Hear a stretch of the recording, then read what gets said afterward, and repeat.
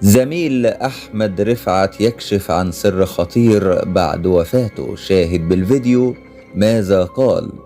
ولكن في البداية صل على سيدنا محمد، ولا تنسى الدعاء بالمغفرة والرحمة للفقيد أحمد رفعت لاعب نادي فيوتشر. اللاعب محمد عصام لاعب المقاولون العرب السابق والمحترف حاليا في الدوري التايلاندي قال تصريحات في منتهى الخطورة عقب وفاة اللاعب أحمد رفعت.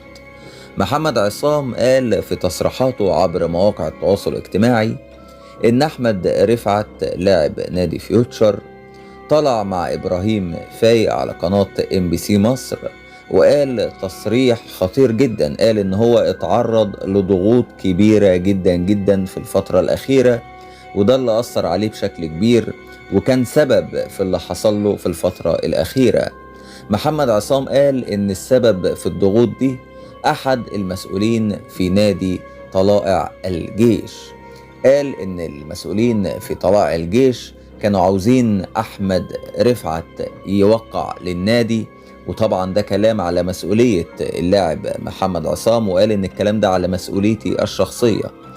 قال إن المسؤولين كانوا عاوزين أحمد رفعت وهو في عز تألقه يوقع لطلائع الجيش، وأحمد رفعت رفض لأنه كان عاوز يلعب أهلي أو زمالك، فضغطوا عليه بطريقة أو بأخرى وعملوا معاه كل حاجة عشان خاطر يوقع لنادي طلائع الجيش، ولكن لم ينجحوا في توقيع أحمد رفعت لنادي طلائع الجيش.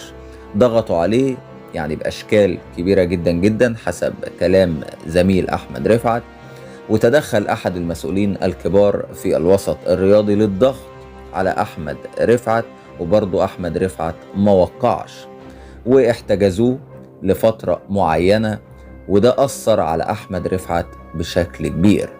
طيب لو الكلام ده حقيقي، هل حق أحمد رفعت هيضيع؟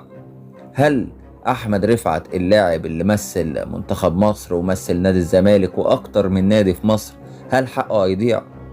أعتقد لا.